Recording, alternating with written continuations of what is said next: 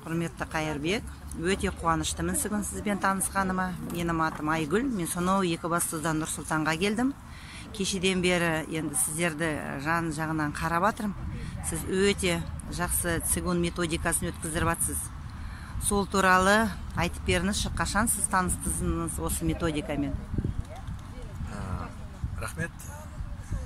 Мен бұнымен 84-ші жылы әскерде таныстым. Бұнымен болғанда тап осымен емес, бірақ методикалармен, шығыстың методикаларымен басын, сосын табиғатпен жұмыс істеуді үйрендім. Сол жерде бір якут саха ғой, негізі саханың бір шаман жігіті болды, сосын тубалық бір жігіт болды, шаман. Солар арқылы біздер тайгада болдық қой, табиғаттың ортасында точкеде болдық. Бір 40-50 адам тайганың қақ ортасында, адам көрмейтін жерде, сонда сол табиғатпен қарым-қатынас жасауға солардан үйрендім басын. Содан бастап мен қызығушылық таныта бастадым, 19 жасымнан бастап. Сосын кейін шығыс жекпе-жектеріне бардым, карате, ушу сияқты сондайларға барып жүргенде, үйден де жаттығулар жасап, сосын кітаптар алып, кітаптарын оқып, медитация жөнінде, дем алу жөнінде, энергия жөнінде.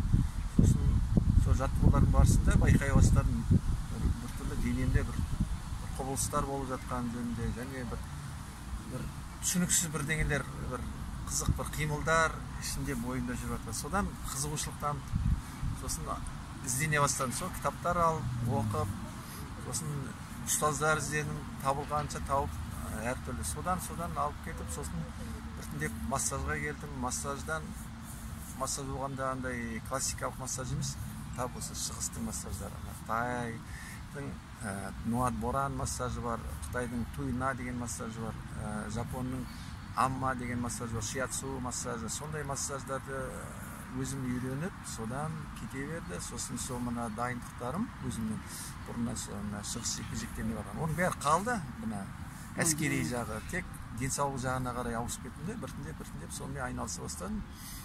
Және соны өзімнің тілім бар болғандықтан екі тілде бірдей сөйлесе аламын, ойымды жеткізе аламын. Сондықтан соны пайдаланып психологияны бітірдім.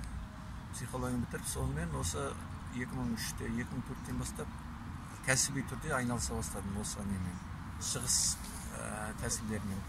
12-ші жылы осылардың негізінде өзімнің ойларымды, өзімнің тапқандарымды қосып, жаңадан тәсіл ойлап шығардым.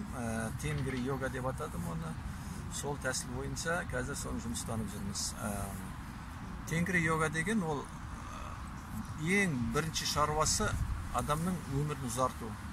Және соның ішінде мен Қазақстанда қазақтардың, біздің халқымыздың өмірін ұзартқым келеді. Соны мүмкіншілік бар соған. Өйткені дүние жүзі бойынша, ғалымдардың есепті бойынша бірнеше көгілдір зона дейді оны. Адамдар көп өмір сүретін бірнеше зона бар.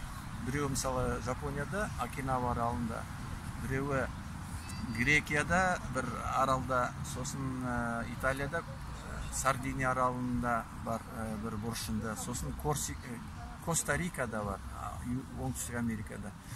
Сонда бірақ оның бәрі емес, кішкене бір қандай да бір ауданында, сонда ғана адамдар ұзақ өмір сүреді екен. Сондай аудандарды көгілдір аудан дейді, голубай зона.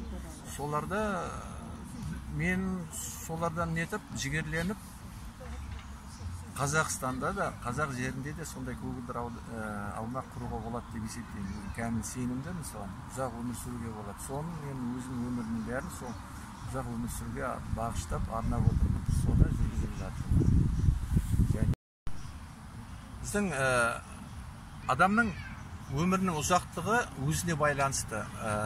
Экология, климат, ішкен тамағы, ол да әрине қатысы бар, бірақ дегенмен ең бірінші кезекте 80%-ында адамның өзіне байланысты. Өзінің қалай қимылдайды, қалай ойлайды, қалай көзқарасы қандай, не сөйлейді, қандай сөздер айтады, қандай ойлар ойлайды, қалай қарым-қатынас жасайды. Соған байланысты адамның өмірінің ұзақтығы ең бірінші кезекте. Содан кейін барып қалғаны экология, климат және тамақ, ішкен тамағы сондай.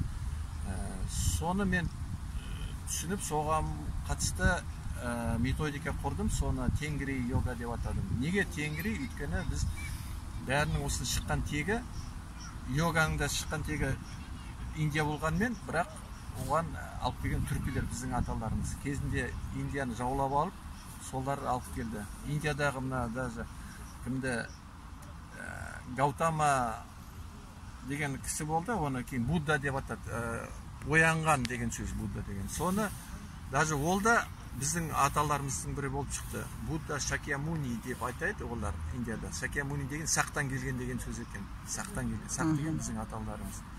Содан соны түсінгеннен кейін, білгеннен кейін мен ойлай бастадым, неге біздің аталарымыз шығарған нәрсені басқалардан аламыз, неге өзіміздікін шығармаймыз деп, содан мен тенгри деп атадым.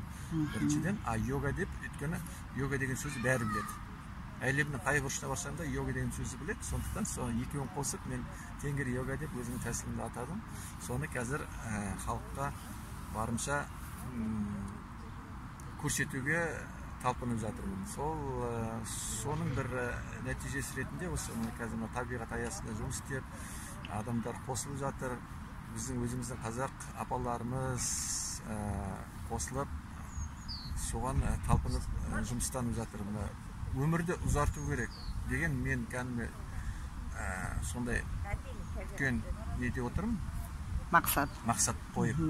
Және соған сенімдімін. Және тап осы Қазақстанда қазақ халқын ұзақ өмір сүретіндер халқының қатарына қосқанды қалаймын. Соған мен жұмыстанып жатырмын. Және өзім соған үлгі болу ретінде.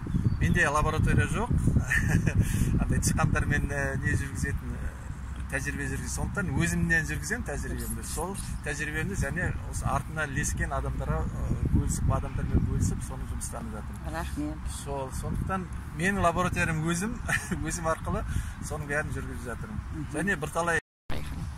Ал енді осыған қызығушылық танытып отырған адамдар болса, менің инстаграмдағы парақшам Кайырбек Сарбаз деп аталады. Соған кіріп жазылуларыңызға болады. Және сонымен қатар ютубта Кайырбек Музафар деп жазсаңыздар, ютубта көп материалдар шығарып жүрмін мен.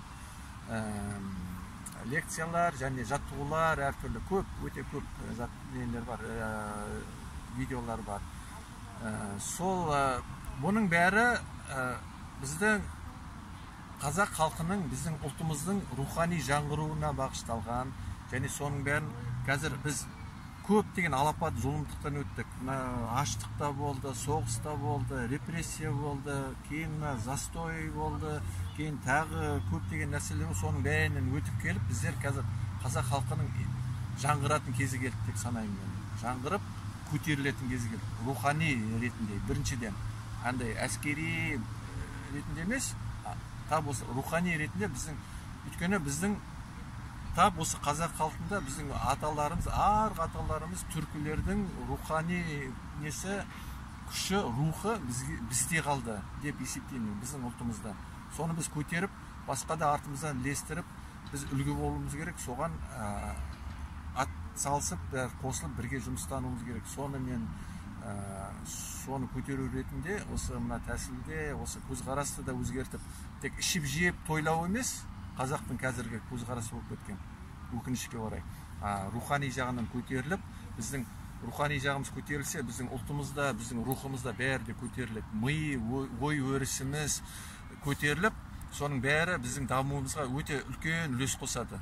Сондықтан бастамасы сол, рухани көтерілуден басталады, рухани жаңғырудан. Біздің ұлтымызды тойдуман ұлтынан рухани көтерік ұлтқа айналдыруымыз керек. Соған байланысты, сондықтан келіңіздер, бірге қосылыңыздар, жұмылыңыздар, бірге жұмыстанайық, соны көтерейік деген мақсатпен жасап отырмыз. Рахмет.